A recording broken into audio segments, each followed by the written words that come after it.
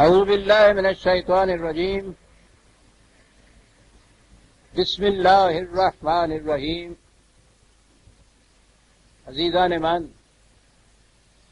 آج جنوری 1975 کی 12 تاریخ ہے اور درس قرآن کریم کا آغاز سورہ الحجر کی آیت 43 سے ہو رہا ہے۔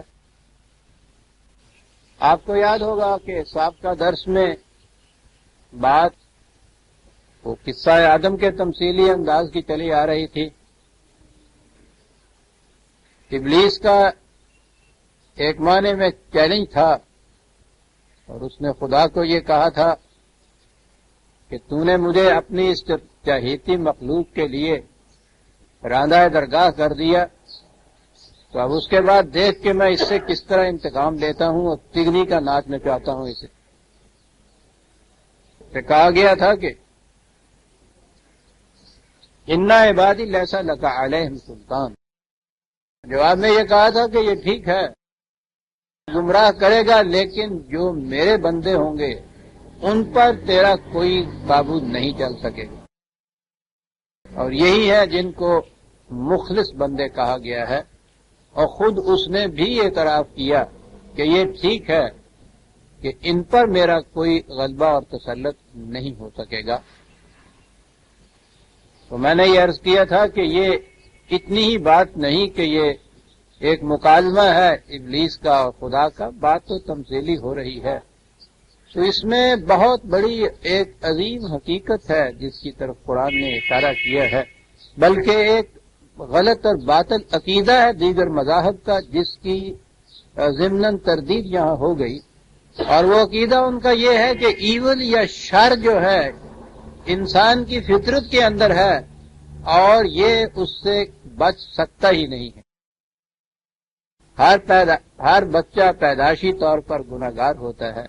اہرمن اور یزداں دو برابر کی قوتیں ہیں، شر سے بچنا ناممکن ہے، لیکن قرآن نے یہ بتایا کہ یہ سب عقائد اور مذمومات غلط ہیں۔ انسان کے اندر اتنی بڑی ہم نے ایک صلاحیت دے دی ہے کہ اگر وہ ہمارے قوانین کے تابع زندگی بسر کرے تو شر کا اس پہ کسی قسم کا غلبہ نہیں ہو سکتا۔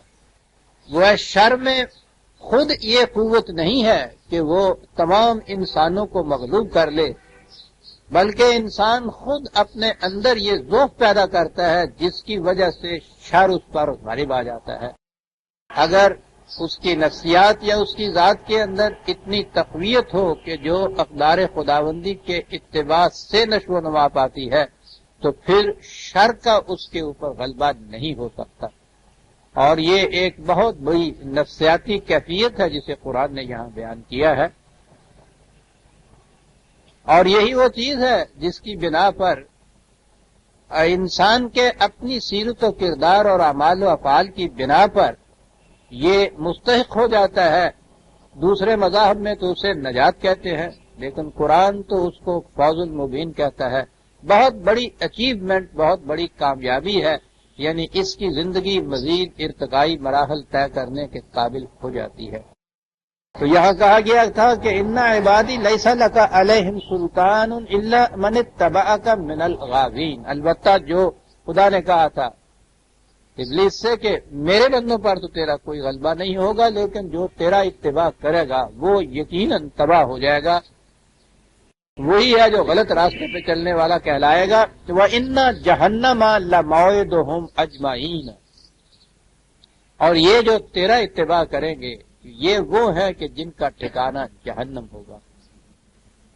جیسا کہ میں نے عرض کیا ہے یہ بات تمثیلی چلی آ رہی ہے۔ ابلیس یا شیطان انسان کے وہ جذبات ہیں، حیوانی تقاضے ہیں، دی بیسٹ ان مین جسے آج کل کی نفسیات میں کہا جاتا ہے، کہ جنہیں اگر بے باک چھوڑ دیا جائے تو وہ تخریبی نتائج پیدا کرتے ہیں۔ جذبات شر نہیں ہیں، یہ ایول نہیں ہے، یہ تو بہت بڑی قوت ہے انسان کے اندر۔ جذبہ کے بغیر تو کوئی عمل ہی سرزد نہیں ہو سکتا۔ جذبہ ہی تو پہلے ارادے کا نام ہے. انسان کے اندر جو بیدار ہوتا ہے تو پھر اس کا جو مظاہرہ ہوتا ہے وہ انسان کے کردار کی روح سے ہوتا ہے. اگر اندر ارادہ یا جذبہ ہی نہ ہو تو کوئی عمل اس سے سرزد ہو ہی نہیں سکتا. تو جذبہ تو بہت بڑی قوت ہے، جسے ہم کہتے ہیں نا جذبات پرستی اور یہ چیزیں، اور اس کے بعد پھر یہ ہے کہ یہ بجائے خیش قابل نفرت چیزیں ہیں. یہ بڑا غلط تصور ہے، عیسائیت کی طرف سے ہمارے ہاں آیا ہوا تصور ہے. جذبات تو بڑی قوت ہیں انسان کے اندر. بات اتنی ہے، ہر قوت کی طرح اس قوت کو بھی اگر آئین خداوندی کے تابع استعمال کیا جائے گا تو یہ نفع بخشیے کے سامان مہیا کرے گی، اور اگر انہیں سرکش اور بے باک ہونے دیا جائے گا تو یہ تخریب پیدا کرے گی. وہ اتنی سی بات ہے کہ جو اس کشمکش کے اندر جسے ابلیس اور آدم کی کشمکش کہا گیا ہے ہمارے سامنے آتی ہے کہ اگر انسان اپنے جذبات کو اقدار خداوندی کی حدود کے اندر رکھتے ہوئے ان سے کام لے تو یہ بہت منفعت بخش خیر ہی خیر ہو جاتا ہے، اور اگر انہیں آزاد چھوڑ دے، بے باک چھوڑ جائے تو ان کا نتیجہ تخریب اور تباہی ہوتا ہے. اور اسی کے لیے کہا کہ جو لوگ اپنے جذبات کو اس طرح سے بے باک چھوڑ دیں گے، قرآن کی اصطلاح میں ان کا ٹھکانہ جہنم ہوگا. آگے ایک چیز ہے بڑی دلچسپ، لہا سبات ابواب لکل باب منہم جزء مقسوم. جہنم تو ایک ہی جگہ ہے، اور میں نے جگہ کی بات لفظ جو ہے سمجھانے کی خاطر استعمال کیا ہے، اس لیے کہ یہ اس قسم کے جو ایبسٹریکٹ ٹروتھس یا بسیط حقائق ہوتے ہیں وہ محسوس مثالوں یا تشبیہوں کے ذریعے ہی سمجھ میں آتے ہیں.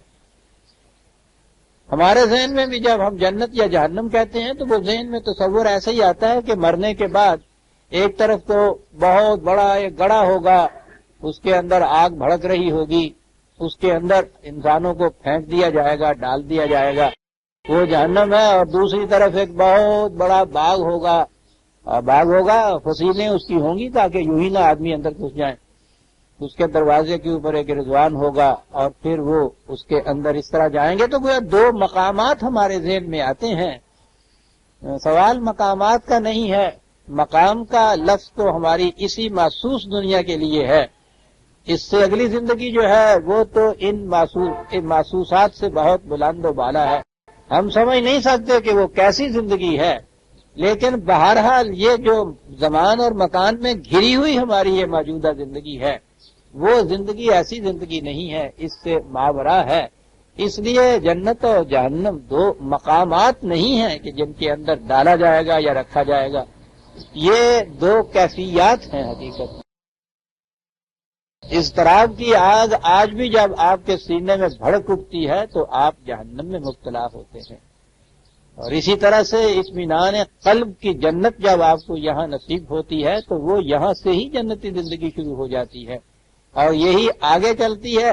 یہاں محدود پیمانے پہ ہوتی ہے، اور اس لیے کہ خود ہمارا جسم بھی تو ایک محدود چیز ہے، اور جب اس سے چھٹکارا حاصل ہو جائے گا تو اس کے بعد یہی چیز کچھ اس سے زیادہ وسعت کی حیثیت سے، میں نے لامحدود نہیں کہا کہ لامحدودیت تو صرف خدا کے لیے ہے، وہاں اس سے زیادہ وسیع تر حیثیت سے یہ کیفیات ہوں گی، جہنمی کیفیات بھی، جنتی کیفیات بھی.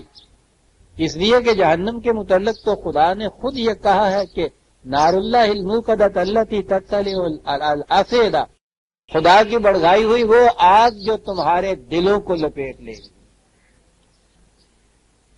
اور اس کی جو وہ مثالی یا تشبیہی کیفیت میں نے پہلے بھی شاید عرض کیا تھا، اقبال نے اپنے یہاں بیان کیا ہے، دلچسپ چیز ہے.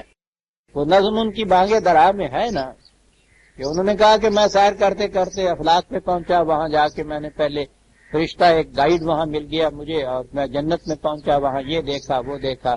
واپسی پہ اسے کہا کہ وہ مجھے ذرا جہنم بھی دکھا دو کہ وہ کیا ہے، جھانک کے دیکھوں تو صحیح.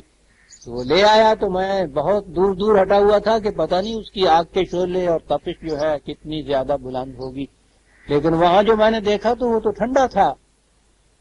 تو میں نے اس سے پوچھا کہ یہ ہم تو سنا ہے اور بیان بھی کیا گیا ہے کہ وہ تو بہت آگ ہوتی ہے، اس میں شعلے بھڑکتے ہیں، اور یہ تو ٹھنڈا ہے، تو اس کی آگ کہاں ہے؟ تو اس نے یہ کہا کہ اس کے اندر اپنی آگ نہیں ہے، اس میں جو آتے ہیں وہ اپنا ایندھن اپنے ساتھ لاتے ہیں، وہی جلتا ہے،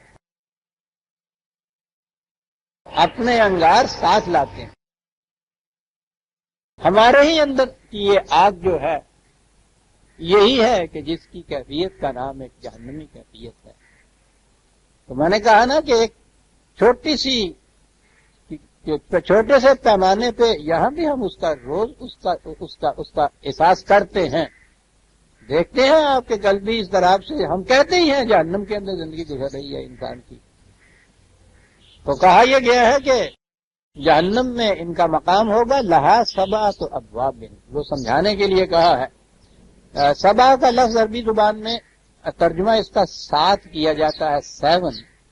یہ ٹھیک ہے، یہ بھی استعمال ہے، لیکن عربی زبان میں جسے ہم اپنے ہاں سیورل کہتے ہیں نا، متعدد جسے ہم کہتے ہیں، یہ لفظ ان معنوں میں استعمال ہوتا ہے۔ جیسے کہ ہم بھی مثال کے طور پہ اپنے یہاں کہتے ہیں کہ صاحب 20 مرتبہ تمہیں کہا ہے کہ نہ جاؤ وہاں، اس کے باوجود یہ کہتے ہو 100 بار تمہیں سمجھایا ہے، اس کے معنی نہیں ہوتے کہ گنتی کے وہ 20 یا 100 ہوتے ہیں۔ تم کہتے ہو نہیں جاؤ وہاں، 1000 مرتبہ جاؤں گا وہاں، یعنی یہ نہیں کہ گنتی کے 999 کے بعد ایک دفعہ اور پھر 1000 پورا کیا۔ یہ اس قسم کے یہ جو ہندسے یا تعداد ہوتی ہے وہ ایگزیکٹ نمبر نہیں ہوتا، بلکہ ان سے ایک پیمانہ، ایک تعداد، ایک مقدار کا بتانا مقصود ہوتا ہے۔ عربی زبان والے ہم اپنے ہاں 10 20 50 100 1000 کہتے ہیں، وہ اس کو 7 17 70 700 7000 کہتے ہیں۔ تو یہ جو سبا کا لفظ آتا ہے ان معنوں میں بھی آتا ہے عربی زبان میں۔ کہا کہ مختلف ابواب ہوں گے دروازے، جہنم تو ایک ہے، اس میں داخل ہونے کے دروازے الگ الگ ہیں، لکل باب منہ جزء مقسوم، الگ الگ صنف کے، الگ الگ کیٹیگریز کے لوگ ہیں۔ جہنم تو ان سب کا مشترک ہوتا ہے، لیکن آپ دیکھیں گے کہ ان کی کیٹیگریز الگ الگ قسم کی ہیں۔ اقدار کی ہوس کے آگ کے اندر پھونکنے والوں کا الگ دروازہ ہوگا قرآن کے الفاظ میں، مال اور دولت کی ہوس میں پھونکنے والوں کا الگ دروازہ ہوگا، حسد اور نفرت اور غیظ و غضب کی آگ میں پھونکنے والے کا الگ دروازہ ہوگا۔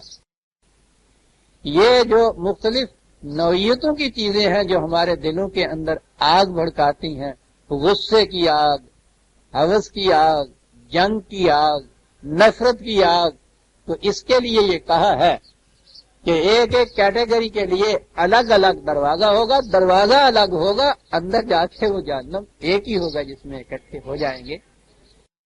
یہی جو الگ الگ دروازے یہاں کہے ہیں قرآن نے داخل ہونے کا کہ راستے، باب کے معنی صرف دروازہ ہی نہیں ہوتا، عربی زبان میں ذریعے کے لیے بھی یہ لفظ بولا جاتا ہے۔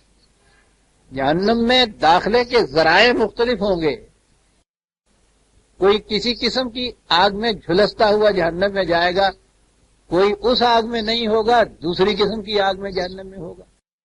جو ہم کہتے ہیں کہ اللہ نے سب کچھ تمہیں دے رکھا ہے، پھر اس کے باوجود یہ باولے کتے کی طرح کس طرح سے تم بھاگتے بیچتے ہو، سب کچھ دے رکھا ہے۔ ایک کی یہ آگ ہوتی ہے سب کچھ ہونے کے باوجود، ایک کی آگ یہ ہوتی ہے کہ وہ کسی کی مال جھپٹنے کی تلاش کے اندر مارا پھر رہا ہوتا ہے۔ یہ جو ذرائع الگ ہیں، راستے الگ، یوں کہیے جہنم تک پہنچنے کے، قرآن کریم میں اس چیز کو یوں بیان کیا گیا ہے۔ 6/154 6/154 پہلے بیان کی گئی ہیں قرآن کی اقدار اور احکام، اور کہا گیا ہے وَأَنَّ هَذَا صِرَاطِي مُسْتَقِيمًا فَاتَّبِعُوهُ، یہ ہے شاہراہ میری، سیدھا راستہ، ایک ہی راستہ کہ جس کے اوپر تم چلو اور تم پھر جنت میں پہنچو گے، اور اگر ایسا نہ کرو گے وَلَا تَتَّبِعُوا السُّبُلَ فَتَفَرَّقَ بِكُمْ عَنْ سَبِيلِهِ، مختلف راستے اختیار نہ کرو کہ تمہیں وہ اس کے راستے سے الگ کر دے گا۔ تو یہ جو اس کے راستے کو چھوڑ کے یہ مختلف راستے اختیار کرنے ہیں، یہی وہ مختلف راستے ہیں جو جہنم کے ایک ایک دروازے تک قرآن کی تشبیہ میں پہنچا دیتے ہیں۔ تو اس لیے یہ جو مختلف یہاں آپ کو ذہنیتوں کے، نفسیات کے، کردار کے انسان ملیں گے، یوں بظاہر تو ان میں کوئی قدر مشترک نہیں ہوگی. ایک کارخانے کا مالک جو وہاں صرف دولت کی حوث کے اندر بیٹھا ہوا ہے، نظر آئے گا کہ اس کو وہ جو اقتدار کی مسند پہ بیٹھا ہوا ہے، بظاہر ان میں کوئی قدر مشترک نظر نہیں آئے گی. لیکن وہ جو ایک حوث کی نہ بجھنے والی آگ دونوں کے دلوں کے اندر ہے، وہ بالآخر انہیں ایک ہی جہنم کے اندر پہنچا دیتی ہے. قرآن نے کہا یہ ہے کہ یہ سبل متفرقہ جو ہیں، الگ الگ راستے، یہ جا کے یوں کہیے کہ ایک بہت بڑا وہ آڈیٹوریم ہے یا اسٹیڈیم ہے، اس کے مختلف دروازے ہیں، تو ہر راستہ اس کے دروازے پہ پہنچائے گا. اندر جائیں گے تو جہنم ایک ہی ہوگا. جزء مقسوم. ان المتقین فی جنات وعیون. اور اس کے برخلاف جو لوگ یہاں ان خطرناک راستوں سے بچ کر چلنے والے ہوں گے، ان کا مقام جو ہے وہ جنت ہوگی. وہ باغات ہوں گے کہ جن میں صاف شفاف پانی کے چشمے ہوں گے کہ جن سے وہ باغات ہمیشہ سرسبز و شاداب رہیں گے. یہ بھی جنت کی تشبیہی مثال ہے. قرآن کریم نے تو خود خاص طور پہ کہا ہے جنت کے متعلق، مثل الجنت اللہ، جس جنت کا ہم ذکر کرتے ہیں اس کی مثال یوں سمجھو. تو خود قرآن نے یہ کہا ہے کہ ہم تو یہ مثال کے طور پر یہ چیزیں بیان کر رہے ہیں، تمثیلی انداز ہے یہ بیان کرنے کا. ورنہ وہ کہا یہ ہے کہ وہاں کی ٹھنڈک تو یہاں کی کوئی آنکھ محسوس ہی نہیں کر سکتی. فی جنات وعیون. استقبال وہاں ہوگا ان کا، ادخلوها بالسلام آمنین. آؤ، جیسے وہاں تھا نا جہنم کے دروازے، ان میں سے بھی اندر جانا تھا، یہاں بھی یہ دروازہ ہے جس کے اندر جا رہے ہیں.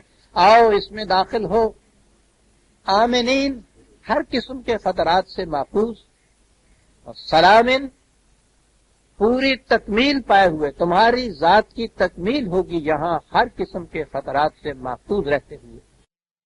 یہ ہے جو جنت کا ماحصل بتایا گیا ہے.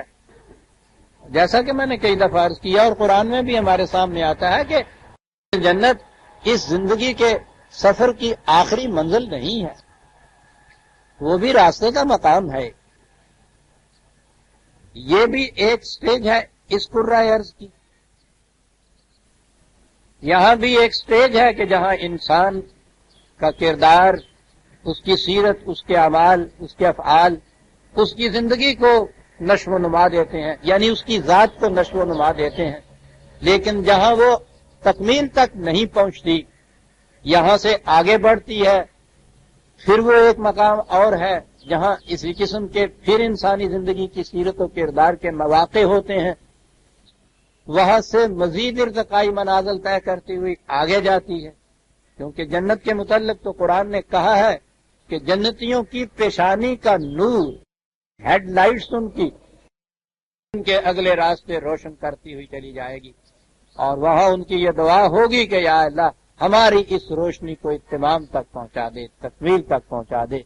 وہ صراط حمید ہوگا جس کے اوپر چلتے جائیں گے. یہ صراط مستقیم ہے اس دنیا میں جو کہا، وہ صراط حمید ہے جس کے اوپر وہ چلتے جائیں گے. تو جہاں ان کا آگے چلنا بتایا گیا ہے، ان کی ہیڈ لائٹ بتائی گئی ہے، یہ کہا گیا ہے کہ ان کے راستوں کو وہ روشن کرے گی. تو اگر وہ آخری مقام ہوتا تو وہاں سے آگے چلنے کے راستے اور ان کا روشن ہونا تو بے معنی چیز ہو جاتی. اس واسطے آگے بھی چیز ہے. یہاں تو اتنی سی بات ہی ہے کہ ستاروں سے آگے جہاں اور بھی ہے. کل ہی یہ شعر سامنے آیا. کیسی بلند صلاحیت اللہ تعالیٰ نے اس شخص کو بس عطا کی تھی، اقبال کو. قرآن سے اس نے بصیرت اور فراست حاصل کی، اور ان معانی کے اظہار کے لیے جو پیرایا اور اسلوب ہے اس میں فطرت نے بڑا ہی حسین بخشا. بات آپ دیکھیے گا کہ اس میں ایک تغزل کی بھی شان اس میں موجود ہے، اور حقائق کتنے گہرے ہیں. ستاروں سے آگے جہاں اور بھی ہیں، یہ سائنٹسٹ بھی ہمارے کہتے ہیں کہ یہی ایک کرۂ ارض، یہی جو سامنے نظر آ رہے ہیں، یہ بھی ان سے آگے دا ایکسپینڈنگ یونیورس کے اندر تو معلوم نہیں لا تعداد دنیایں، کائناتیں ہیں ستاروں سے آگے جہاں اور بھی ہیں. پیورلی سائنٹیفک حقیقت ایک بیان ہو رہی ہے، لیکن آگے کیا کہہ رہا ہے یہ شخص، اس میں اور ان میں اب فرق ہو جائے گا. جہاں یہ کہتا ہے کہ ابھی عشق کے امتحان اور بھی. اب اس نے اس قرۂ ارض کو عشق کی امتحان گاہ قرار دیا ہے. دیکھا آپ نے ایک وادی سائنٹسٹ نے جو اس قرۂ ارض اور اس کی زندگی کو ایک آخری منزل قرار دیتا تھا انسان کے لیے، یہ شخص اسے قرآن کی روشنی میں امتحان گاہ قرار دیتا ہے. اور پھر اسی کو نہیں دیتا، وہ جن کو ستاروں سے آگے اور جہان کہہ رہے ہیں ان کو کہتا ہے یہ کہ ابھی عشق کے امتحان اور بھی ہیں، اور آگے چل کے بھی اسی قسم کے امتحانات ہیں جو ہوتے چلے جائیں گے، اور ہر امتحان کے بعد کامیاب طالب علم اگلی کلاس میں چلا جاتا ہے. یہی ہے قرآن نے جو تصور دیا ہے کہ انسانی ذات اپنی امتحان گاہوں کے اندر پاس ہوتی ہوئی اگلی کلاسوں میں چلتی ہوئی منزل بمنزل یہ تدریجی مراحل طے کرتی ارتقائی طور پر. اسی لیے خدا نے ذی المعارج کہا ہے، خدا نے اپنی اس ذات کو کہ ذات کی کیفیت ہے. معارج سیڑھی کو کہتے ہیں کہ اس میں چلتا بھی ہے انسان اور بلندی کی طرف بھی پہنچتا ہے، ہر قدم آگے اٹھتا ہے اور بلندی کی طرف جاتا ہے. تو یہ ارتقائی منزل انسانی ذات کی خدائے ذی المعارج کی اس صفت کی حقیقت میں ایک مذہب ہوتی ہے. آگے جاتا ہے، بلندی کی طرف اٹھتا چلا جاتا ہے. تو اسی لیے سلامن آمنین صرف محفوظ و مسعونی نہیں بلکہ وہ تکمیل کی طرف پہنچانے والی ہوگی. اس جنت کے معاشرے کے اندر رہنے والوں کی یہاں ایک ایسی خصوصیت بتائی ہے عزیزان مان، اگر یہ ایک خصوصیت ہی کہیں اس طرح ہمارے سامنے آ جائے یا اس کا مظہر ہمارا معاشرہ ہو جائے. آج جو جنت کی کیفیات محض تشبیہات میں ہم سن رہے اور قرآن بیان کرتا ہے اسے ہم محسوس کرنے لگ جائیں، اپنی آنکھوں سے دیکھ لیں اس دنیا کے اندر. اگر یہ ایک پہلی چیز جو قرآن نے کہی ہے وہ ہمارے ہاں پیدا ہو جائے، کہا کہ اس جنت کے معاشرے کے اندر رہنے والوں کی کیفیت یہ ہوگی، کہا تو ان کو اخوانن بھائی ہوں گے، لیکن کس قسم کے بھائی؟ وَنَزَعْنَا مَا فِي صُدُورِهِم مِّنْ غِلٍّ، ان کے دلوں میں کوئی ایسی بات نہیں ہوگی جسے وہ دوسرے سے چھپا کے رکھے. لفظ تو ایک ہی ہے، فکرہ بھی ایک ہی ہے. آپ سوچئے عزیزان من، کوئی ایسا معاشرہ، کوئی چھوٹا سا ہی ایسا گروہ، دو بھائی اس قسم کے یا دو دوست اس قسم کے جن میں باہمی کوئی راز کی بات نہ رہے، اور غل، نفرت، غصہ، تحقیر کے جذبات، دوسری کی طرف سے حسد اور رشک اور دشمنی اور عداوت، یہ تمام جذبات جتنے بھی ہیں یہ ایک لفظ غل کے اندر آ جاتا ہے. وہ یہ غل ہوتا ہے وہ مروڑی جنہوں کہتے ہیں، یہ اس کے لیے لفظ استعمال ہوتا ہے. وٹ دیتا ہوا پنجابی جنہوں کہتے ہیں. اور پھر پنجابی کی بات آئی ہے تو آپ دیکھتے ہیں کہ اس کے اندر غلم کا ترجمہ کتنا ہے. وٹ دیتا ہوا تو رسی نو وہ تو مروڑی بن دی ہے. تو جدوں اسی کہنے ہیں میں نے اینا وٹ چڑھیا، آپ دیکھتے ہیں کہ یہاں اسی وٹ کے معنی کیا ہو جاتے ہیں. یہ وٹ جڑا ہے دل بھی ہوندا ہے گا. یہ وکری گل ہے کہ وہ پھر آپ کہیں گے آ گیا پنجابی. اس زبان ایسی ہے، میں نے عرض کیا نا کہ اس زبان کی عظمت تو وسط تو مجھے جو قرآن کا لغت لکھ رہا تھا نا اس زمانے میں، سویرے اٹھیا تو بڑا وٹ سی اینا، یعنی برسات کا دن جہد وٹ ہوں ہے. پتہ نہیں راتی کی کھادا سی، ٹھڈ چ بڑا وٹ جہا اٹھیا تو میں باہر چلیا گیا. کھیت دی ایک وٹ سی میں وہ بہ گیا. دوروں دیکھا سی کتا آنا سی پیا، میں ضرور تکیا سی کہ وٹا سی، ان میں چونکہ وٹ کے مارے.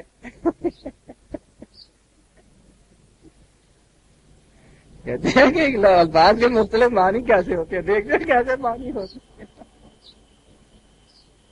اور پھر وٹا تے وٹو سٹا تے وٹا لیا تے وٹ گیا، پوچھو نہ پھر تریا کیا جائے. اور اردو زبان تو پھر اسی انداز سے بڑی وسیع ہے. یہ جڑا نا وٹ، اور پھر وٹ کے انہوں تیز رگا، یہ ہے جسے وہ غلم کہتے تھے. اب یہ دیکھیے کہ اس ایک لفظ میں کہ اس معاشرے میں یہ اخوت کا انداز یہ ہوگا کہ کسی دے دل میں کسی دوسرے والوں کوئی مروڑی، کوئی وقت، کوئی راز، کوئی ایسی چیز جو اس سے وہ چھپا کے رکھنے کی کوشش کرے، یہ نہیں ہوگی۔ عزیزان من، بڑا معاشرہ تو ایک طرف، اگر کسی کی قسمت یاوری کرے اور اس کو سعادت نصیب ہو جائے کہ ایک دوست ایسا مل جائے کہ جن کے متعلق دونوں کو یقین ہو کہ ایک دوسرے کے خلاف دل میں کوئی ایسی بات نہیں ہے جسے وہ چھپا کے رکھ رہا ہے، یہ جو زوج ہوں گے، قرآن نے جو کہا ہے کہ وہاں زوج ہوں گے، اور جو ہمارے ہاں کے جن کے سوار ہے اعصاب کے اوپر، عورت زوج کا ترجمہ ان کو بیوی کے سوا کچھ نہیں آتا، کمپینینز وہ ہوں گے کہ جن کے آپس میں دلوں کے اندر کسی قسم کی کوئی ایسی بات نہیں ہوگی جسے وہ کوشش کر کے دوسرے سے چھپا کر رکھنا چاہے۔ آپ دیکھ رہے ہیں جنتی معاشرے کی ایک صرف چیز قرآن نے پہلی بیان کی ہے، غلن اخوانن علی سرر متقابلین، سرر لفظ بہت سے آ سکتے تھے، صوفے کے لیے، تخت کے لیے، یہ عام طور پہ سریر سلطنت آپ کیا دیکھتے ہیں نا، تخت کے لیے استعمال ہوتا ہے لفظ۔ عجیب چیز ہے یہ زبان، ادھر غل کہا کہ وہ سارے دور ہو جائیں گے، کہا ایک اور قسم کی چیز بھی ہوتی ہے، اس کا مادہ بھی سر ہے، لیکن یہ عرب اس سر کو، یہ جو مسرور ہے، یہ دیکھتے ہیں کس طرح سے معنی خوشی کے آ گئے۔ اس قسم کی خوشی جس کا بظاہر کوئی کاز نہ ہو لیکن دل ہے کہ اندر سے خوشی میں ڈوبا چلا جاتا ہے، اسے وہ سر سریر کہتے ہیں۔ اس قسم کا کوئی دوست، اس قسم کا جس کے ساتھ رشتہ ہو کہ دل میں کوئی بات نہیں ہے، صرف اس کا پاس بیٹھ جانا جو ہے، اس قسم کی اندر میں ایک کیفیت پیدا کر دیتا ہے، مسرت کی، اطمینان کی، سرور کی۔ سرور یہیں سے ہے کہ آپ بظاہر بتا نہیں سکتے کہ اس کی وجہ کیا ہے خوشی کی، لیکن میں سمجھتا ہوں کہ یہ کیف جو ہے خوشی کا، خارجی چیز کی وجہ بنا پر ایسا سرور کبھی حاصل نہیں ہو جیسا اس طرح سے ہو۔ یہ میں کہتا ہوں الفاظ کا انتخاب جو ہے قرآن کا، عزیزان من، اعجاز ہے، اور غلن جو ہے وہ بھی ایک پوشیدہ چیز ہے، لیکن اس کا اثر جہنم کی آتشی شعلے کا سا ہے، چھپی ہوئی وہ بھی چیز ہے، چھپی ہوئی یہ بھی ایک چیز ہے کہ جس سے ایک سرور پیدا ہوتا ہے اور اس کا بظاہر کوئی کاز نہیں ہوتا۔ ہے ریاض ایک جوان مست خراب، نہ پیے اور جھومتا جائے، یہ جو کیفیت ہوتی ہے نا، اسے سرور کہتا ہے۔ وہ کہتا ہے کہ اس قسم کی کیفیت کیسے پیدا ہوتی ہے؟ بھائی تو یہ تھے، دلوں میں کچھ نہیں، بیٹھے ہوئے متقابلین، ایک دوسرے کے آمنے سامنے بیٹھے ہوئے، ایک تو یہاں طبقاتی کوئی چیز نہ رہی، آگے پیچھے بٹھا دیا جائے پھر بھی پچھلا جو ہے محسوس کرتا ہے کہ میں اس سے پیچھے بیٹھا ہوں۔ یہ آپ کے ہاں، ہمارے ہاں جو پروٹوکول کہلاتا ہے حکومت کی طرف سے، یہ جو تقریبیں ہوتی ہیں، اس تقریبوں میں بٹھانے کے متعلق ایک محکمہ ہے اس قسم کا جو یہ متعین کرتا ہے کہ کون کہاں بیٹھے گا، اور وہ کرسیوں کی لائن چونکہ ایک دوسرے کے پیچھے ہی ہوتی ہیں، ایک لائن میں تو ساری ہوتی نہیں، یہ چیز کہ یہ دوسری لائن کے اندر یہ بیٹھے گا، اس کے اوپر پوچھو نا کتنی ڈسکشن اور کتنے مار کے ہوتے، آگے پیچھے بیٹھنے کی بات ہے نا، اور اگر آمنے سامنے بیٹھنے کی بات ہو تو یہ سوال ہی اٹھ جاتا ہے۔ اندازہ لگائیے کیا الفاظ، تشبیہات ہے ساری یہ، لیکن ایک ایک لفظ کے اندر کتنا اونچا چلاتا ہے، آگے پیچھے نہیں، آمنے سامنے بیٹھے، اور اس قسم کے بھائی، اس قسم کے دوست تو بیٹھتے ہی آمنے سامنے ہیں۔ اس آمنے سامنے بیٹھنے سے ایک سرور کی کیفیت اندر پیدا ہوتی ہے، قرآن کہتا ہے ایسا کیف کہ جس کی بظاہر کوئی سبب نہ نظر آئے آپ کو، اور دل کے اندر وہ جوش مار رہا ہو۔ بھائیوں کے آمنے سامنے بیٹھنے سے یہ کیفیت کیوں عزیزان من؟ جنت کی کچھ کیفیت آئی آپ کے سامنے، جھلک آئی ذرا سے؟ یہ کیفیت ہوگی. اور لا یمسہم فیہا نصب، کام کیا جائے، بہت کام، بڑا مصروف پروگرام، لیکن اس میں مشقت اور تکان نہیں ہو. سرور میں جتنے کام کیے جاتے ہیں اس میں کبھی تکان نہیں ہو. شادی کے اہتمام میں آپ دیکھتے ہیں کہ وہ دن اور رات کام کر رہے ہوتے ہیں، کچھ نہیں ہوتا. لیکن کڑی توڑ کے پھر گھر والوں کا جڑا حال ہوں پھر سارے پتا ہے. سنگ بیٹھے ہوئے نے، گلے پھڑے ہوئے نے، لمے پے ہوئے نے، سر میں پٹیاں بدیاں ہوئی نے، سارا ایکیومولیٹو افیکٹ. لیکن اس کے اندر جو ایک کیفیت ہوتی ہے اس کام میں کہیں نصب نہ مشقت ہوتی ہے نہ تکان ہوتی ہے. جس کام میں آپ کو کامیابی ہی کامیابی نصیب ہوتی رہے، قدم آگے ہی آگے اٹھتا رہے، اس میں کبھی تکان نہیں ہوتی. جو مسافر شام کو منزل پہ پہنچ جاتا ہے اسے تکان نہیں ہوتی. تکان تو اس کو ہوتی ہے کہ آج جس کی منزل مقصود کل سے دور ہو، اسے تکان ہوتی ہے. وہاں رہیں گے اور اطمینان ایسا کہ وما ہم منہا بمخرجین، وہاں سے کوئی انہیں نکال نہیں سکے. ہر وقت یہ دھڑکا نہیں لگا رہے گا کہ پتہ نہیں اس الیکشن میں تو آ گئے ہیں، اگلے الیکشن میں آ سکے گا یا نہ آ سکے. آنے والے بھی جہنم کے اندر مبتلا ہوتے ہیں، بھیجنے والے تو ہوتے ہی ہیں. یعنی یہ جو دھڑکا ہے نا کہ اب چھری سے یاد نے لی، اب قفس کا در کھلا، جنت کو جہنم بنا دیتا ہے. یہ ضمانت جو ہے ما ہم منہا بمخرجین، خود یہ ضمانت ایک جنت کی کیفیت پیدا کر دیتی. سرور ابدی سرور، اس قسم کے خوشگوار تعلقات اور اتنے استوار کے ناشکست، لانفصام لہا، ٹوٹنا تو ایک طرف جسے ہم تریڑ کہتے ہیں وہ بھی نہ آئے تعلقات کے اندر. وما ہم منہا بمخرجین. وہاں کہا تھا کہ انا عبادی لیس لک علیہم بسلطان. ابلیس سے کہا تھا کہ جو میرے بندے ہیں ان پہ تیرا کوئی قابو نہیں چلے گا. بندے تو سارے خدا کے ہیں، اس کے لیے یہ لفظ عباد یا عبد استعمال کرنا یہ وہی چیز ہے کہ جس کا مادہ عین بے دال آپ لیں گے اور جس کے معنی عبادت، اور عبادت کے تو معنی پرستش ہو گئے، بات ہی کہیں اور چلی گئی. اس کے تو معنی معقول ہوتے ہیں. عبادی کے معنی ویسے میں نے کہا ہر انسان، ہر بندہ خدا ہی کا بندہ ہے، لیکن آپ نے دیکھا کہ خود عبادت کا لفظ تو خیر دوسرے معنوں میں چلا ہی گیا تھا، بندہ کا لفظ بھی دوسرے معنوں میں چلا گیا. حالانکہ بندہ جو ہے اوریجن کے اعتبار سے آپ کو معلوم ہے غلام کو کہتے ہیں. بندہ سے بندگی کا لفظ بنا. فارسی میں تو یہ صحیح بات تھی کہ اس کے معنی معصومیت ہوتی ہے، لیکن یہاں جو آیا وہ ہندوؤں کے ہتھے چڑھ گیا، بندگی مہاراج بندگی. یعنی آپس میں آپ کو پتا نا کہ بندگی، اور پھر وہاں جا کے بتوں کی بندگی، اور ہمارے ہاں خدا کی بندگی. ہم نے کہا کہ بھائی یہ فارسی کا لفظ چھوڑ دیے. انہوں نے کہا بہت اچھی بات ہے، لیجیے صاحب خدا کی عبادت. عبادت پرستش، پرستش وہی پھر ایرین فارسی لفظ، وہی پوجا، وہی بندگی.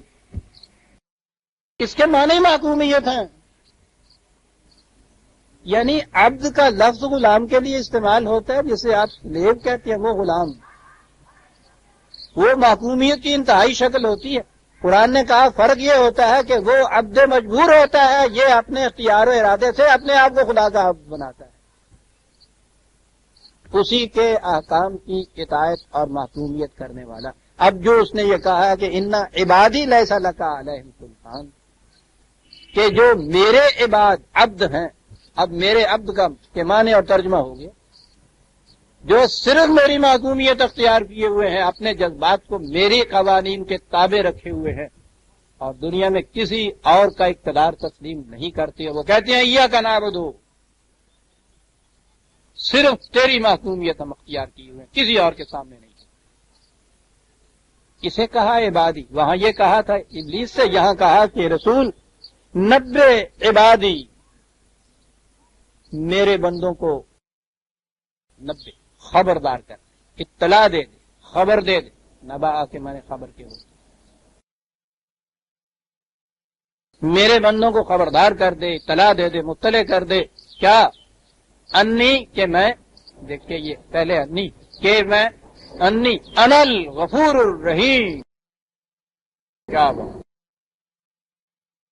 کہ ٹھیک ہے، بشریت ہے، سہون غلطی سے لغزش ہو سکتی ہے، امکان ہے اس چیز کا، انسانوں کو جوادات نہیں بنایا بلکہ فرشتے نہیں بنایا کہ جن میں امکان ہی نہیں ہوتا سرکشی اور معصیت کا، کہ جن کی فطرت میں اس کا امکان ہی نہیں ہے، ان کا نیکوکار ہونا کیا خوبی کی بات ہے، سوال ہی نہیں۔ پتھر اگر کہتا ہے کہ میں نے کبھی اٹھ کے کسی کو کوئی دکھ نہیں دیا، تھپڑ نہیں مارا، کیا خوبی، تو اٹھ ہی نہیں سکتا، مجبور کی نیکی نیکی نہیں ہوتی۔ قرآن نے تو خود کہا ہے کہ وَلَٰكِن مَن تَعَمَّدَتْ قُلُوبُهُمْ، جس عمل میں تمہارے دل کا ارادہ شامل نہیں ہے وہ تمہارا عمل ہی نہیں کہلاتا، اور جب اختیار و ارادہ ہے تو اس میں کبھی کبھار غلطی بھی تو ہو سکتی ہے۔ اسی لیے قرآن نے مومنین کے متعلق کہا کہ کبائر الاسم جو ہیں، جن کو آپ جرم کہتے ہیں، ان سے تو ہمیشہ مجتنب رہتے ہیں، الا اللمم، لیکن ایسا ہو سکتا ہے کہ کبھی کبھار ایسی بات ہو جائے جو قابل ملامت ہے صرف، اور جرم اور ملامت میں یہاں دیکھیے کتنا فرق ہے، وہ معصیت ہے، یہ کبھی کبھار جو ہی اخلاقی لغزش ہے، لمم ہے۔ تو کہا کہ ان سے کہہ دو، گھبرانے کی بات نہیں ہے اتنے سے کہ ہاں یہ ہو گیا تو راندہ درگاہ ہو گیا، انا الغفور۔ ہمارے قوانین میں ایک تو اس کی صلاحیت ہے کہ وہ حفاظت کریں گے تمہاری اس بات سے کہ ایسا بھی نہ ہونے پائے، لیکن اگر کبھی تمہارا پاؤں ادھر ادھر کبھی ہو گیا ہے، لغزش ہو گئی ہے، تو اس کے بعد ابدی طور پہ تم مایوس نہ ہو جاؤ کہ اب راندہ درگاہ ہو گئے تم، الرحیم بھی ہیں ہم، اس کے بعد ہم نے اس کا امکان رکھا ہے کہ تمہاری لغزش سے، غلطی سے جو نقصان تمہارا ہوا ہے اس کا ازالہ ہو جائے، یہ ہے جسے رحمت کہا جاتا ہے کہ یہ ہو جائے گا۔ لہذا جنت کے لیے معیار یہ نہیں ہے کہ 100% مارک لے تو پھر پاس مارک ہوتا ہے، 51% والا بھی تم پاس مارک لے لیتا ہے نا۔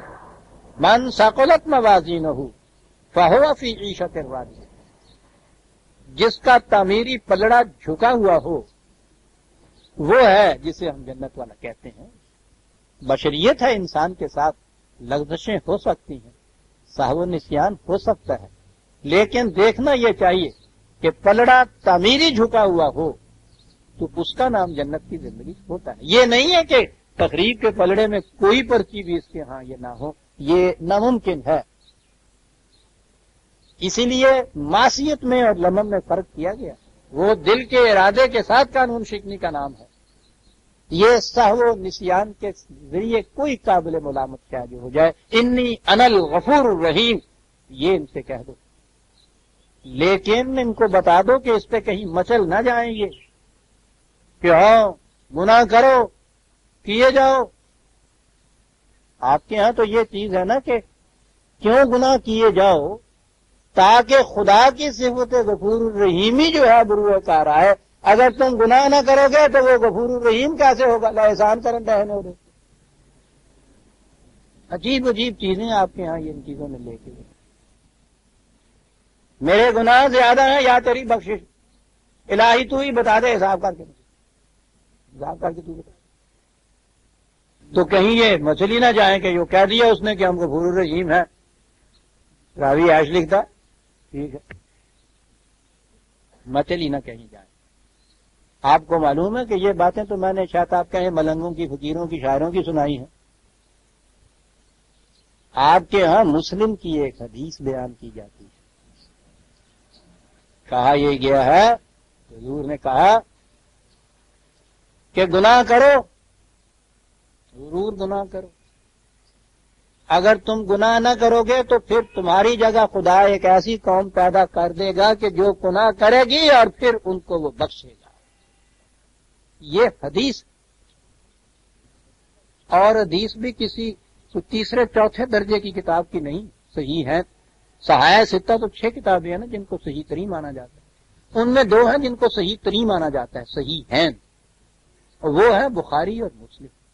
یہ مسلم کے اندر حدیث ہے۔ دیکھتے ہیں کہاں کہاں یہ بات گئی ہوئی، یعنی گناہ نہ کرو گے تو خدا دوسری تمہاری جگہ تمہیں مٹا دے گا کہ ہاں گناہ ہی نہیں کر رہا۔ معاذ اللہ جس نے ہوتا سودا ہی نہیں بک رہا ہے، یعنی اگر کوئی بیمار نہ رہنے پائے تو آپ ڈاکٹر صاحب مجھے معاف رکھیں، ڈاکٹروں کی دکانیں بند ہو جائے، کیمسٹ کی دکانیں بند ہو جائے تو پرچار یہ ہوگا کہ بابا کسی طرح بد پرہیزی کرو، نہیں تو کیمسٹ کی دکانیں ساریاں بند ہو جانگیاں، فاقے مار جان گے انہوں نے بچے۔ دلی میں ہمارے ایک دوست مرحوم ہو گئے ڈاکٹر، ان کی دکان کے سامنے تھا، وہ پوربی ہے جن کو کہا کرتے ہیں، یہاں آپ تو نہیں ہوتے، وہ غریب سے ہوتے ہیں بیچارے۔ یہ 1857 کی جنگ آزادی کا انتقام لینے کے لیے انگریز نے جو کچھ کیا تھا ان لوگوں کے ساتھ، جنہوں نے وہ حصے لیے تھے، ان کو وہ پوربی یہ بنایا تھا نا پھر کہ ان کو کوئی قابل عزت پیشہ تک نہیں وہ اختیار کرنے دیتے، تو خیر غریب ہوتے تھے۔ وہ یہ کیننگ کی کرسیاں بنا کرتا تھا، سارا دن اس نے محنت کرنی، شام کو 8 آنے روپے زیادہ سے زیادہ اس زمانے میں اتنا سا ملتا تھا، برا حال اپنا پھٹے ہوئے کپڑے، کھانے کو بھی بہت کم ملے، اور شام کو اس کو 8 ملی روپیہ ملا، وہ جاتا تھا وہاں ٹھیکے پہ، وہاں سے شراب بھی آتا تھا۔ یہ عام طور سے پوربی کرتے تھے۔ ایک دن انہوں نے اس سے کہا کہ وہ گنیش تو دیکھتا نہیں ہے کہ اتنی محنت تو کرتا ہے، اس کے بعد کچھ کماتا ہے 4 پیسے، کچھ کھایا پیا کر، چھوڑ اس نشے کی عادت کو، کیوں لگی ہے تمہارے؟ چھوڑ نہیں سکتے؟ کہنے لگا نہیں ڈاکٹر صاحب چھوڑ تو سکتا ہوں میں۔ کہنے لگا چھوڑتا کیوں نہیں؟ کہنے لگا بچے مر جان گے بھوکے۔ کہنے لگا تیرا تو بیاہ بھی نہیں ہوا ہے گا، بچے کہنے بھوکے مر جان گے؟ کہنے لگے اور بچے بھوکے مر جان گے؟ کہنے لگے اوکے دے۔ کہنے لگا انہیں لالا نے ٹھیکہ لیا 20,000 روپیے کا، تو جی اسی شراب چھڈ دئیے تو بچے بھوکے مر جان گے۔ انہوں نے بول لالے ٹھیکے والے دی بچیاں دی پرورش نہیں ہے شراب پینا۔ تو کہا یہ کہ گناہ کرو، گناہ کا نہ کرو گے تو تھوڑے ورگے گاہکاں نوں کی کرنا، انہیں مٹا دے گا خدا، تمہاری جگہ دوسری قوم لے آئے گا جو گناہ کریں گے، اور خدا کی بخشش کا اس طرح ظہور ہوگا، اپنی بخشش کے ظہور کے لیے وہ گناہ گار قوم پیدا کرے گا۔ کرے کوئی کیا کہ تاڑ لیتی ہے لاکھ پردوں میں بھی شفاعت، رکھے تھے ہم نے گناہ اپنے تیرے غضب سے چھپا چھپا کر، تاڑ لیتے۔ یہ ہے جو کچھ آپ کے ساتھ اس تصوف نے کیا ہوا۔ سنیے جو بات میں کہہ رہا، کہا کہ انی نبے عبادی انی انا الغفور الرحیم، اعلان کر دو، بتا دو میرے بندوں کو گھبرائیں نہیں، ہم غفور و رحیم بھی ہیں۔ ساتھ ہی یہ کہہ دیا کہ کہیں اس سے مچل ہی نہ جائے، لاڑ چان کے بگڑ ہی نہ جائیں، وَأَنَّ عَذَابِي هُوَ الْعَذَابُ الْعَلِيمُ، اور یہ بھی ان کو بتا دو کہ سرکشی کرنے والوں کے لیے ہمارا عذاب جو ہے بڑا دردناک عذاب ہے۔ کیا بات، یہ ہے خدا۔ وَأَنَّ عَذَابِي هُوَ الْعَذَابُ الْعَلِيمُ، دونوں چیزیں، انی انا الغفور الرحیم، وَأَنَّ عَذَابِي هُوَ الْعَذَابُ الْعَلِيمُ۔ یہودیت کا خدا صرف عذاب والا خدا ہے، ان کے ہاں غیر بنی اسرائیل جو ہے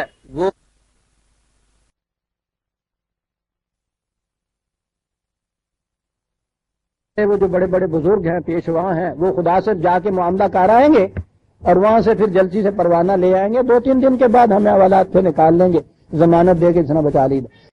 ان کے ہاں باقی تمام نوع انسان کے لیے خدا عذاب والا خدا ہے۔ عیسائیت میں اس کا رد عمل ہوا، ریئیکشن ہوا، انہوں نے کہا کہ خدا رحم ہی رحم، گاڈ از مرسی، گاڈ از لو۔ جس طرح کوئی ماں دیکھ ہی نہیں سکتی کہ اس کا بچہ جو ہے تنور میں گر جائے، خدا برداشت ہی نہیں کر سکتا کہ اس کا کوئی بندہ یہ انسان جس کو انہوں نے بنایا ہے وہ جہنم میں پھینک دیا جائے۔ اسی کے لیے تو اس نے اپنا بیٹا بھیج کے اس کو پھانسی دلوا دیا کہ اس کا خون بہا ہو جائے، کفارہ ہو جائے انسانوں کے گناہ کا۔ گاڈ از مرسی۔ آپ نے دیکھا کہیں خدا جو ہے وہ متشدد عذاب ہی والا خدا ہے، کہیں خدا ہے وہ صرف رحم والا خدا ہے، عدل والا خدا ہے ہی نہیں۔ یہاں قرآن کا دیا ہوا تصور خدا کا انی انا الغفور الرحیم وانا عذابی هو العذاب العلیم. انسانی اعمال کا بدلہ دینے والا خدا، جس کے ہاں جس عدالت کے اندر دونوں چیزیں بھی ہیں، انصاف کی روح سے بری ہوتا ہے تو صاف بری ہوتا ہے، اگر اس کے روح سے سزا کا مستحق ہوتا ہے تو سزا بھی وہاں سے ملتی ہے. مچل نہ جائیے گا کہیں. عذاب کس طرح سے آتا ہے؟ ذہن منتقل ہو جاتا ہے ہمیشہ آخرت کی طرف، وہاں کے جہنم کی طرف. خدا نے یہ بتایا ہوا ہے کہ قوموں کے اوپر عذاب اسی دنیا کے اندر آتا ہے. پہلا عذاب یہ ہوتا ہے، اور یہاں آنے کے بعد فوراً وہ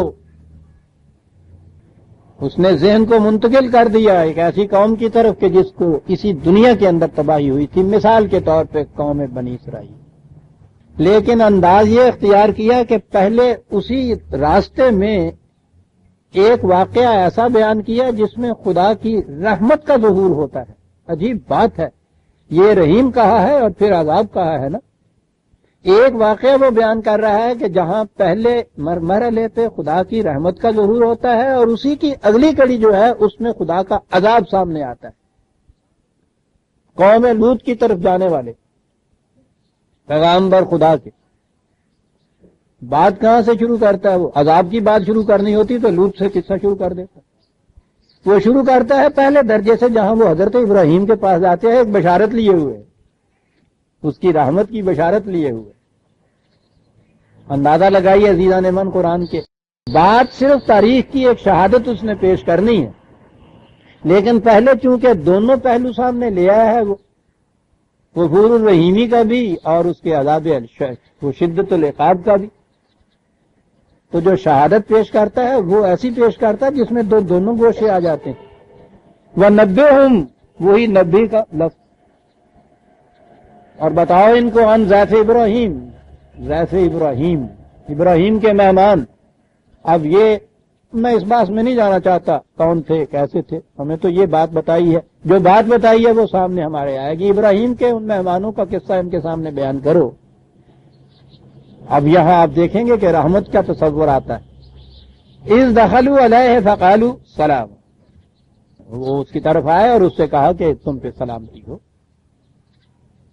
قال ان منکم وجلون، وہ بیابانوں صحراؤں کی زندگی، قبائل کی زندگی، جن لوگوں سے تو کوئی متعارف ہوتے تھے دوسرے قبیلے والے، ان سے تو کوئی خطرہ نہیں ہوتا تھا، لیکن اگر کوئی ناواقف اجنبی آ جاتا تھا اس سے ڈرنے کی بات ہوتی تھی. ایک جتھے کا جتھا آ گیا ہے جن سے واقف نہیں ہوں میں. تو ابراہیم نے یہ بات کہی کہ میں جانتا نہیں ہوں تمہیں، پہچانتا نہیں ہوں تمہیں، کوئی خوف کی بات تو نہیں ہے. قالوا لا تعجل انا نبشرک بغلام علیم، نہیں ڈر کی بات نہیں، بلکہ ہم تو تمہیں خدا کی طرف سے ایک بشارت دینے آئے ہیں. بیٹے کی عمر رسیدہ ہو گئے ہوئے تھے حضرت ابراہیم، ان کے ہاں ابھی اس وقت تک اولاد نہیں تھی. قالا، میں اس تفصیل میں یہاں نہیں جا رہا، سورہ ابراہیم کے اندر یہ تفصیل ساری آ چکی ہے، نہیں بلکہ اس سے بھی پہلے آ چکی ہوئی ہے، تفصیل بیان ہو گئی ہوئی ہے. قرآن نے یہاں بھی صرف اشارات سے کام دیا ہے. قالا ابشرتمونی علی ام مسنی الکبر فبما تبشرون، کہتا مجھ پہ تو بڑھاپا جاری ہو گیا، اور بڑھاپے میں تو عام طور پہ اولاد نہیں ہوا کرتی، اس عمر میں آ کے تم مجھے اولاد کی خوشخبری دیتے ہو، بشارت دیتے ہو. فبما تبشرون، تمہارے پاس اس کے لیے ریزن کیا ہے، بنیاد کیا ہے اس کی؟ میں ابھی عرض کرتا ہوں کہ یہ بات کیا کہی ہے انہوں نے. قالوا بشرناک بالحق فلا تکن من القانتین، کہا کہ ہم تمہیں جو بشارت دیتے ہیں محض یوں ہی قیاسی سی بات نہیں ہے، یہ ایک یقینی سی بات ہے. نظر آتا ہے کہ خدا کی طرف سے یہ وحی کے پیغامبر تھے جو یہ بات کہہ رہے تھے. یاد رکھیے وحی کے معنی ایک تو اصطلاحی وحی ہے خدا کی طرف سے ایک جبریل کے ذریعے صرف نبی کو ملنے والی. وحی کے لفظی معنی ہے خدا کے کسی حکم کو کسی دوسرے تک پہنچانا، اسے بھی وحی کہا جاتا ہے. یہ وہ چیز ہے جو یہاں سامنے ہمارے آ رہی ہے. انہوں نے کہا کہ مایوس کیوں ہوتے ہو، مایوس نہیں ہونا چاہیے. یہاں وہ بات ہے جو میں نے کہا تھا، ابھی عرض کرتا ہوں. قال ومن یقنط من رحمت ربہ الا الضالون. کہا تم نے یہ کیسے کہہ دیا کہ میں خدا کی رحمت سے مایوس ہوں؟ خدا کی رحمت سے مایوس تو وہ ہوتا ہے جو راستہ بھول گیا ہوا. کیا بات ہے، جو صحیح راستے پہ چل رہا ہے مایوس نہیں. سوال اب پھر یہ ہے کہ انہوں نے یہ پوچھا تھا، یہ بات پوچھی تھی، فبما تبشر، کس بنیاد کے اوپر تم مجھے بشارت دیتے ہو؟ آپ نے دیکھا کہ مایوس آدمی یہ نہیں کہے گا، بنیاد یا وجہ یا ریزن نہیں پوچھے گا. وہ یہ ہوگا کہ بظاہر ایسی بات تو نظر نہیں آتی، تم جو یہ کہتے ہو تو اس کے لیے تمہارے پاس ریزن کیا ہے، گراؤنڈ کیا ہے، بنیاد کیا ہے؟ حضرت ابراہیم کی ملت کا اتباع یہ قرآن نے ہمیں حکم دیا ہے، اور ان کی حضرت ابراہیم علیہ السلام کی عجیب و غریب ایک زندگی سامنے آتی ہے قرآن کی روح سے. اس میں ایک بڑی بنیادی چیز وہ ہے جو قرآن نے اس مقام پہ بیان کی جہاں ان سے کہا 2/260 2 اور 260 ہے. ابھی میں بتاتا ہوں جہاں ان سے یہ کہا تھا مردہ کیسے زندہ ہوتا ہے. وَإِذْ قَالَ إِبْرَاهِيمُ رَبِّ أَرِنِي كَيْفَ تُحْيِي الْمَوْتَى. ان کے ذمہ یہ لگایا گیا تھا کہ یہ قوم مردہ ہے، اس کو زندہ کرنا ہے. کہا یہ گیا ہے کہ ابراہیم نے اپنے رب سے کہا کہ مجھے بتا تو کیسے مردوں کو زندہ کرتا. قال اولم تؤمن، کہا کہ تیرا ایمان نہیں اس پہ کہ ہم مردوں کو زندہ کر سکتے ہیں. فوراً کہا قال بلا، یہ بات نہیں ہے کہ میرا ایمان نہیں اس کے اوپر جو تم کہتے ہو، ایمان تو ہے لیکن ولکن لیطمئن قلبی. میں نے پوچھا یہ ہے کیسا، طریقہ کیا ہے مردے کو زندہ کرنے کا. تو میں طریق پوچھتا ہوں کہ غلط راستہ اختیار نہ کر لوں. میں اطمینان یہ چاہتا ہوں کہ اس کے لیے جو راستہ میں اختیار کروں وہ بھی صحیح راستہ ہو. میں تو راستے کی بات تم سے پوچھتا ہوں، طریقہ پوچھتا ہوں تم سے. کیسا تو یہ نہیں کہ مجھے ایمان نہیں اس کے اوپر کہ تو مردوں کو زندہ نہیں کرتا. تو نے مجھے یہ کہا ہے کہ مردوں کو زندہ کرنا ہے، تو میں پوچھنا یہ چاہتا ہوں کہ اس کا صحیح طریق مجھے بتا دیجئے. عزیز ایمان دیکھیے یہاں کتنی بڑی بات یہ آ گئی. ایمان وہ ہے کہ جو اطمینان قلب کے اوپر موقوف ہو. کسی بات کے متعلق اتنا ایمان کہ یہ ہو سکتا ہے یہی کافی نہیں، یہ بھی معلوم آپ کو ہونا چاہیے کہ یہ کیسے ہو سکتا ہے، کیوں کر ہو سکتا ہے، صحیح طریق کیا.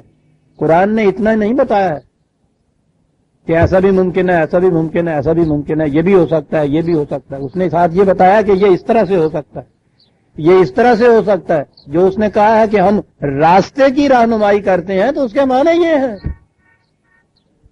صرف اتنا ہی نہ بتایا جائے کہ فلو ہو جائے تو اس کو آرام ہو سکتا ہے. پوچھنا یہ چاہیے کہ صاحب پھر وہ کیسا ہوگا، کس طرح ہو سکتا ہے.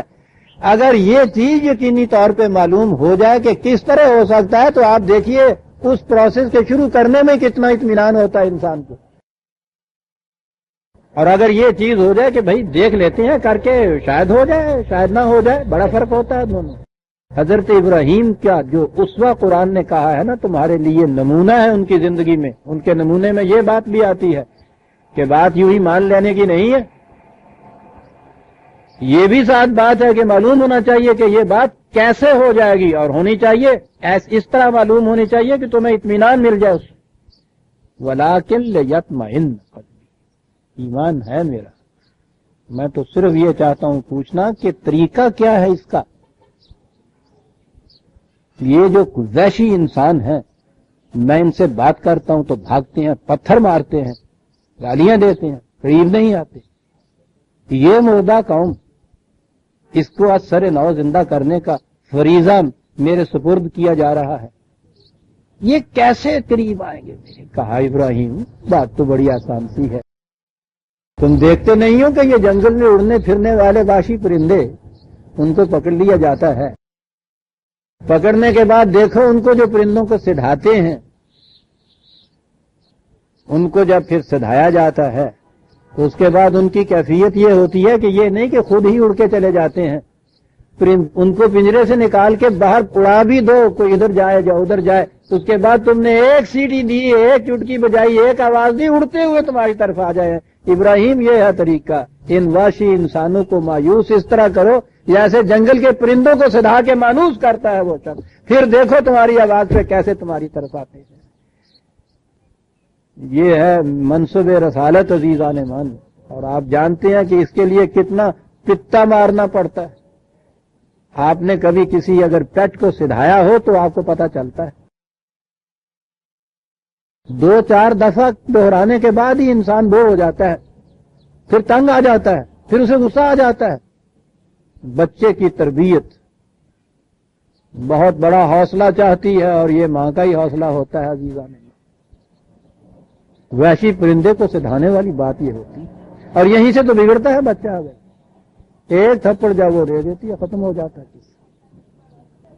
بات یہ ہو رہی تھی کہ ابراہیم علیہ السلام کا ایمان یہ کہا ہے کہ مردے کو زندہ کرنے پہ ایمان میرا ہے، لیکن میں اطمینان چاہتا ہوں کہ اس کے لیے طریقہ کار کیا ہوگا۔ بینی وہی بات یہ کہا انہوں نے یہ ہے کہ اس پہ مجھے ایمان ہے، یہ نہیں کہ مجھے یہ میں انکار کرتا ہوں، کفر برتتا ہوں خدا کی رحمت سے کہ وہ یہ چیز ہو نہیں سکتی۔ رحمت کے لیے کبھی دوسری دفعہ آئے گا تو میں عرض کروں گا، جو سامان اس طرح سے ملے کہ جو بظاہر جو طریقے ہیں ان سے ہٹا ہوا طریقہ ہو، اس انداز سے جو سامان ملے کسی کو نشو و نما کا، اسے رحمت کہا جاتا ہے۔ رحم مادر میں جس طرح بچے کی پرورش ہوتی ہے وہ اس طریق سے بالکل مختلف ہوتا ہے جیسا اس بچے کے پیدا ہونے کے بعد طریقہ ہوتا ہے پرورش کا۔ اسے رحم کہا اس لیے جاتا ہے کہ اس میں طریق پرورش رحمت کا ہوتا ہے خدا کی۔ یہ جو باہر ہو رہا ہوتا ہے یہ ربوبیت ہوتی ہے۔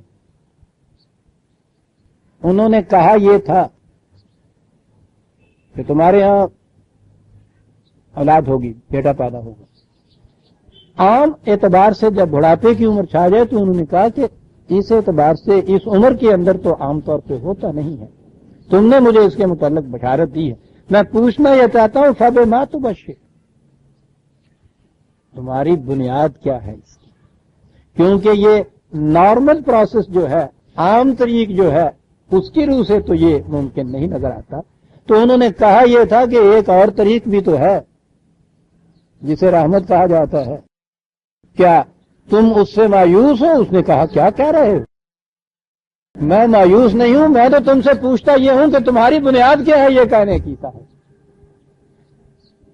میں نے اس لیے اتنا وقت لیا ان کے سمجھانے کے اوپر کہ آپ عام تفسیروں میں دیکھیں گے عجیب عجیب قسم کے الجھاؤ پیدا کیے گئے ہیں اس کے اندر۔ دیکھتے ہیں بات کتنی ریزن اور ریشن کی مبنی ہے۔ میں یہ پوچھنا چاہتا ہوں، مجھے تم نے کہا مایوس رحمت، تو میں یقنت من رحمت ربہ الا الضالون، یہ بات ہو گئی، ٹھیک ہے۔ بات یہ مجھے بتاؤ، قال فما خطبکم ایھا المرسلون، کس کام کے لیے آئے ہو؟ تمہارے سامنے وہ پرپس کیا؟ یہ تو ہے نہیں کہ تم اتنی سی بات کہنے کے لیے مجھے آئے ہو، کسی مہم پہ جا رہے ہو، راستے میں کھڑے ہوئے ہو، کہنے گے وہ ٹھیک بات ہے۔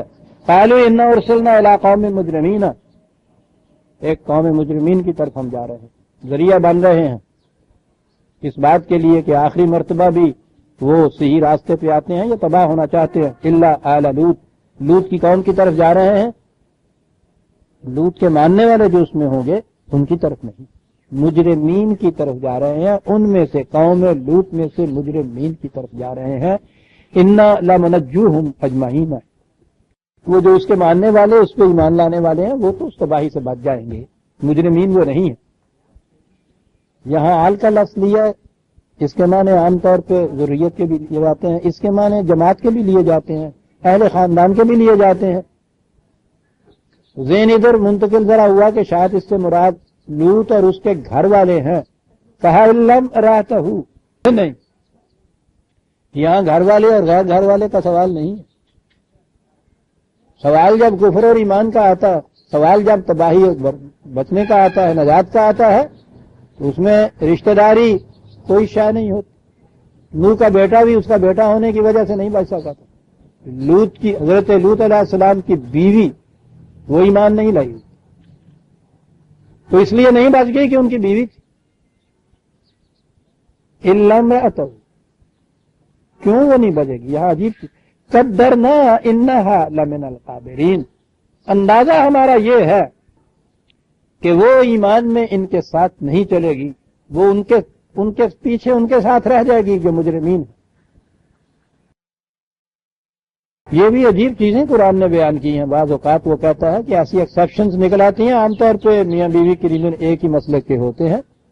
اس نے کہا یہی ہے کہ لوط کی بیوی اتنا بڑا نبی ہے، پیغمبر ہے، وہ بھی ایمان نہیں لائی. فرعون اتنا بڑا کافر ہے، اس کی بیوی کے متعلق کیا کہ وہ صالحین میں تھے. لہذا کسی کی بیوی ہونا، کسی کے آل میں سے ہونا، کسی کی اولاد میں سے ہونا کچھ معنی نہیں ہے. بات وہی جو حضور نے اپنے آخری وقت میں کہہ دی تھی، فاطمہ میری بیٹی، صفیہ میری پھوپھی. یہ نہ سمجھ لینا کہ رسول کے رشتہ دار ہونے کی وجہ سے وہاں جنت میں چلی جاؤ گی. جنت میں تم اپنے اعمال کی وجہ سے جا سکتے، میرا رشتہ دار ہونا تمہیں کوئی فائدہ نہیں دے سکتا. کہ دری راہ فلاں ابن فلاں چیزیں نیس. فلما جاء آل لوط المرسلون قال انکم قوم منکرون. لوط کے ہاں بھی پہنچے تو انہوں نے بھی یہ کہا کہ میں تم سے واقف نہیں ہوں، متعارف نہیں ہوں، بلکہ یوں کہو منکر کے معنی وہ ہوتے ہیں جن سے تعارف نہ ہو. پہلا آپ کون لوگ ہیں، کیسے ہیں؟ قالوا بل جئناک بما كانوا فیہ یمترون. کہا کہ وہ بات جس میں یہ تمہاری قوم ابھی تک جھگڑا کر رہی ہے کہ جو تباہی ان پہ آنے والی ہے تو نہیں آئے گی، تم یوں ہی دھمکیاں دے رہے ہو، وہ تباہی ان کے اوپر آنے والی ہے. اس کے لیے یہ ایک سبب بننے کے لیے، آخری حجت یا اتمام حجت کرنے کے لیے ہم تمہارے پاس آئے ہیں. وَأَتَيْنَاكَ بِالْحَقِّ وَإِنَّا لَصَادِقُونَ. بالکل اب مبنی بر حقیقت بات تم سے یہ کہیں گے. میں نے عرض کیا کہ تفصیلات ان چیزوں کی بہت پہلے کئی مقامات پہ گزر چکی ہے، اس لیے ہر مقام پہ تفصیل کی ضرورت نہیں ہے. قوم لوط کے جرم کا بھی آپ کو معلوم ہے، ان کی تباہی کا بھی ذکر آپ کو معلوم ہی ہے. وہی تذکرہ یہاں آ رہا ہے. ابراہیم کی طرف رحمت کی بشارت ہے، خدا کی رحیمیت جو ہے اس کی صفت کا مظاہرہ ہے. اب وہ جو تھا ان بطش ربک لشدید، یہ اس کا مظاہرہ اب ہو رہا ہے. فأسر بأہلک بقطع من اللیل واتبع ادبارہم ولا یلتفت منکم احد وامضوا حیث تؤمرون. جو تمہارے ساتھی ہیں ان کو لے کر اس بستی سے رات نکل جاؤ کہیں. اور یہاں بڑی عجیب بات، لیڈر کا مقام بتایا. میدان جنگ میں وہ امثال میں ہے کہ نبی اکرم صلی اللہ علیہ وسلم بدر کے میدان میں جب وہ یہ تھے تو حضور سب سے پہلے گھر سے نکلے اور اپنے لشکر کے مقامات کا تعین میدان جنگ میں کر رہے تھے. جنگ کے وقت لیڈر، امام اگلی صف میں سب سے پہلے کھڑا ہوتا ہے. یہاں یہ صورت تھی کہ اس عذاب سے بچ کے نکلنے والی بات تھی. یہاں یہ کہا گیا کہ اپنی قوم کے ایک ایک فرد کو یہاں سے نکالو، آپ سب سے پیچھے جانا. یہ ہے مقام لیڈر کا عزیزان مان. خطرہ آتا ہے تو وہ اپنی قوم سے سب سے آگے ہوتا ہے. خطرے سے نکالنے کا مقام آتا ہے تو سب سے پہلے ان کو نکالتا ہے، سب سے بعد آپ نکلتا ہے وہاں سے. دیکھا یہ باتوں ہی باتوں میں کیا کیا چیزیں قرآن کیا جاتا ہے. اور کہا کہ یہاں سے جب نکلو تو اپنے ساتھیوں سے کہہ دینا کہ جو کچھ یہاں سے چھوڑ کے پھر جا رہے ہو تمہارے دل میں بھی یہ خیال پیدا نہ ہو کہ وہ رہ گیا وہ رہ گیا. کہا کہ پھر نگاہ کا کوئی گوشہ بھی پلٹ کے ادھر نہ جائے تمہارا کہ کیا چھوڑ آئے ہیں. اسی کو ہجرت کہتے ہیں. ہجرت کے معنی ترک کر دینا ہوتا ہے، چھوڑ دینا ہوتا ہے. یہ چیز ہجرت کا ایک آخری مقام ہے جہاں ایک وطن کو چھوڑ کے دوسرے وطن میں چلے جاتے ہیں. ہجرت تو وہاں رہ کے بھی یہ کی جاتی ہے کہ جس جس چیز کو چھوڑنے کا حکم دیا جائے چھوڑتا چلا جائے انسان. اور یہ ہجرت ہی کے تو مقام ہے جو لا کے منزل میں سے گزارتے ہیں. میں نے اسے بھی چھوڑا، میں نے اسے بھی چھوڑا، میں نے اسے بھی چھوڑا، عادات و خصائل کو چھوڑا، عقائد و نظریات کو چھوڑا، مسالک و مشارب کو چھوڑا، عادات کو چھوڑا، رشتہ داروں کو چھوڑا، بہن بھائیوں کو چھوڑا، باپ ماں کو چھوڑا، بیوی بچوں کو چھوڑا، آخر الامر گھر بار کو چھوڑا، تیرے راستے میں جو کچھ آئے سب کو چھوڑا. اسے ہجرت کہا جاتا ہے عزیزان. یہ تو ساری زندگی کی کو محیط ہوتی ہے انسان کی. اور اس کے لیے یہ کہا کہ ان سے کہو کہ اسے چھوڑ کر جاتے ہیں تو پھر پلٹ کے اس کی طرف نہ دیکھیں. دل میں یہ جذبہ باقی نہ رہ جائے کہ او ہو یہ مالو اسباب چھوڑا ہے، یہ گھر بار چھوڑا ہے، یہ بیوی بچے چھوڑا ہے. جا تو رہے ہیں جیسے پا بجولا روتا ہوا جا رہا ہے، مارتے چیختا ہوا چلا جا رہا ہے، ہاں میرا سارا کچھ پیچھے رہ گیا، میں نے لا چلے ہوئے، میں نے پکڑا ہوئے.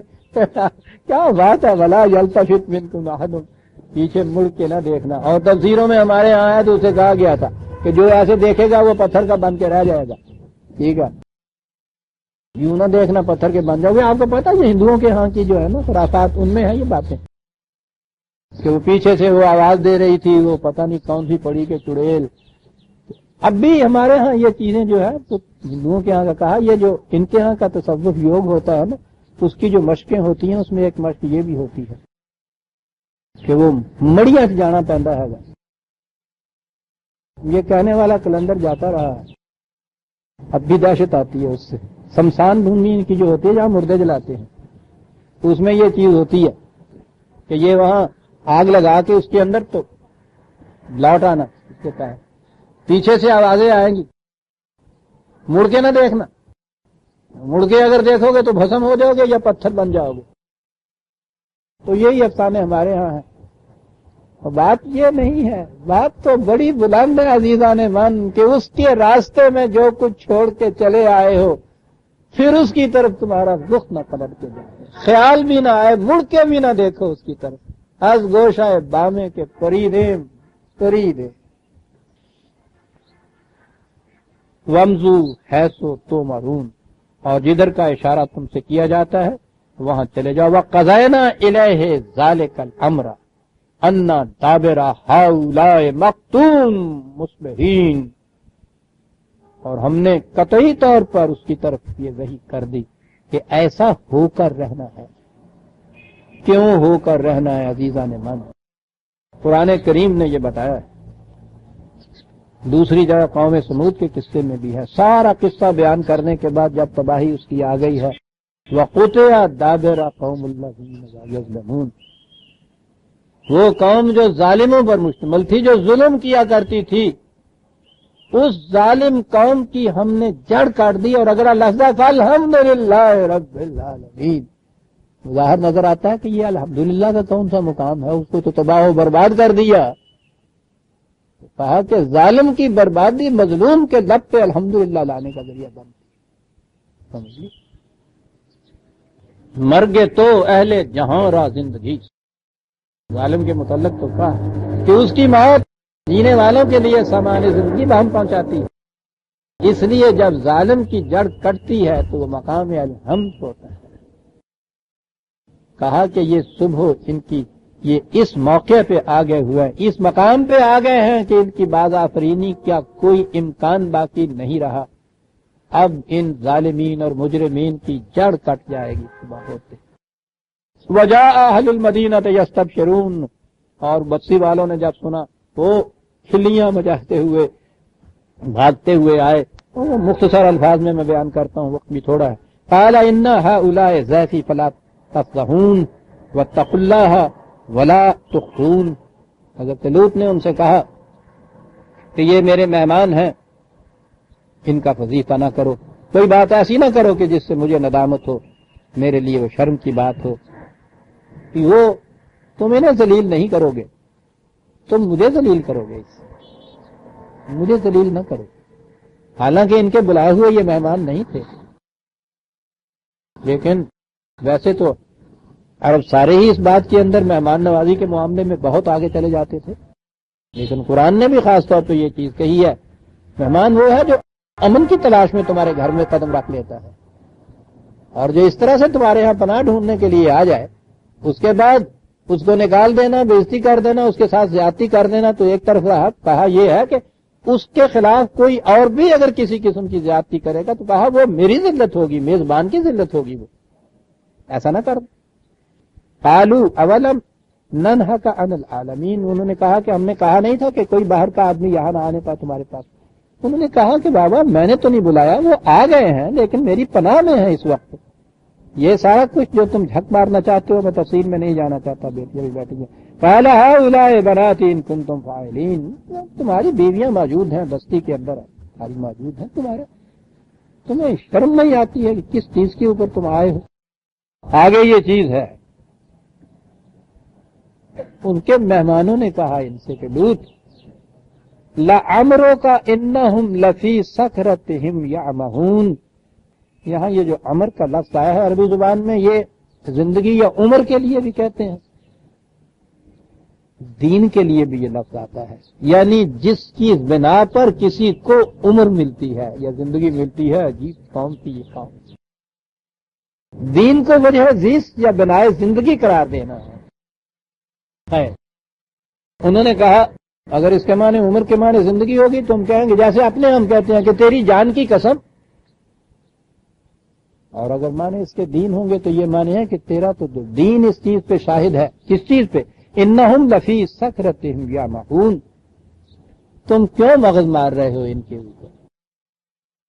سمجھانا تو اسے فائدہ دیتا ہے جو عقل و ہوش میں ہو، جو نشے کی بد مستی میں مدہوش ہو رہا ہو اسے واضح و نصیحت کی کیا کہا؟ آپ نے دیکھا کہ یہ نشہ شراب کا تو نہیں تھا، جذبات غالب آ گئے ہوئے تھے نا،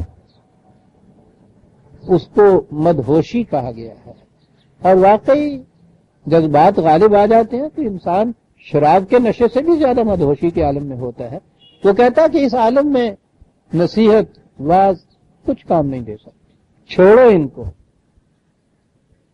فَأَخَذَتْهُمُ الصَّيْحَةُ مُشْرِقِينَ، صبح ہوتے ہی ایک زلزلے کی گرجدار آواز آئی، فَجَعَلْنَا عَالِيَهَا سَافِلَهَا وَأَمْطَرْنَا عَلَيْهِمْ حِجَارَةً مِّن سِجِّيلٍ، زلزلے کی آواز، آتش و شام پہاڑ میں سے نکل کے بڑے بڑے مٹی کے پتھر تودے یہ ان کے اوپر گرے، تہو بالا کر کے رکھ دیا اس نے۔